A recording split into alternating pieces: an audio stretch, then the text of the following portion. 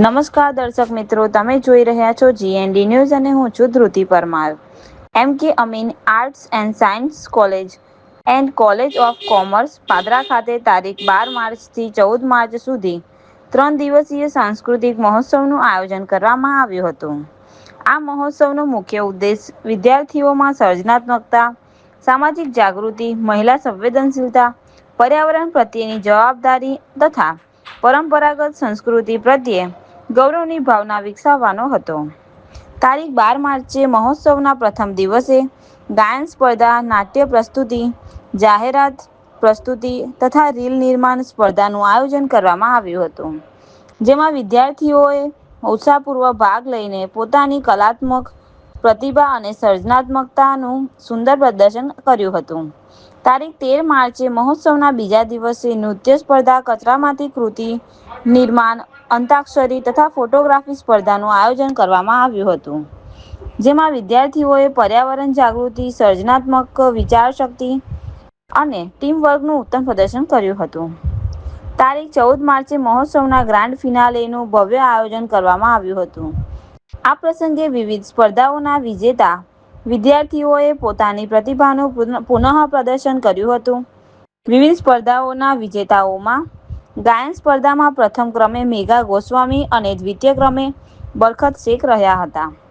નૃત્ય સ્પર્ધામાં પ્રથમ ક્રમે ધારવી પટેલ અને દ્વિતીય ક્રમે દીપિકા ગાયકવાડ રહ્યા હતા. પ્રથમ ક્રમે ધ્રુવાંશુ સોમવંશી અને ચંચલ બાગડે, જ્યારે દ્વિતીય ક્રમે સ્નેહા સોની અને યશ પટેલ રહ્યા હતા. સ્પર્ધામાં પ્રથમ ક્રમે સ્નેહા સોની અને અંશિકા યાદવ રહ્યા હતા. ડ્રામા સ્પર્ધામાં પ્રથમ ક્રમે ટીશા શાહ અને જ્યારે દ્વિતીય ક્રમે હરિઓમ ગ્રુપ અને કૃષા ગ્રુપ રહ્યા હતા. રીલ મેકિંગ સ્પર્ધામાં પ્રથમ ક્રમે પ્રિન્સ અને દ્વિતીય ક્રમે સૈબાન મહેંદી ફ્રૂટવાલા રહ્યા હતા. તેમજ ફોટોગ્રાફી સ્પર્ધામાં પ્રથમ ક્રમે દિવ્યા અને દ્વિતીય ક્રમે મિત પરમાર રહ્યા હતા.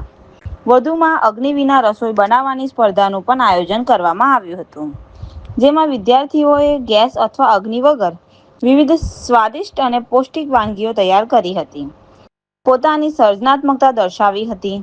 અગ્નિ વિના રસોઈ બનાવવાની સ્પર્ધામાં પ્રથમ ક્રમે રમજાન ગ્રુપ અને અમન ગ્રુપ રહ્યા હતા, જ્યારે દ્વિતીય ક્રમે દીપાંશુ રહી હતી.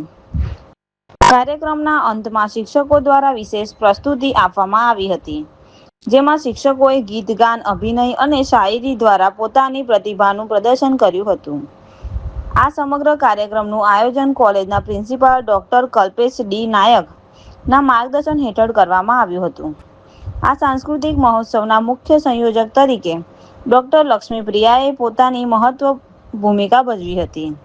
કાર્યક્રમને સફળ બનાવવા માટે સમિતિના સભ્યો ડોક્ટર દેવીલા રોહિત, ડોક્ટર વંદના પવાર, કુ પ્રિયા વર્મા, શ્રી રાઘવ દેવ મુરારી, શ્રી નવીન શાહ, શ્રી રુચિત પટેલ, કુ રૂબી કલ્યાણ, ડોક્ટર મૈત્રેય ત્રિવેદી, ડોક્ટર કૃપલ પટેલ તથા શ્રી શ્યામ રાજાવતે મહત્વપૂર્ણ યોગદાન આપ્યું હતું. આ ઉપરાંત વાણિજ્ય અને વિજ્ઞાન વિભાગના સ્ટાફ સભ્યોએ પણ કાર્યક્રમને સફળ બનાવવા માટે સહયોગ અને મહત્વપૂર્ણ યોગદાન આપ્યું હતું.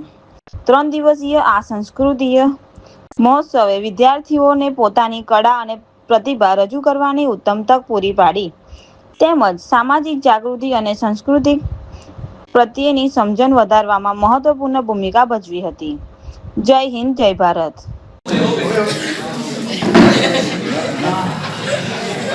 बोलो सर, आज हम आपको यहाँ पे स्टूडियो में लेके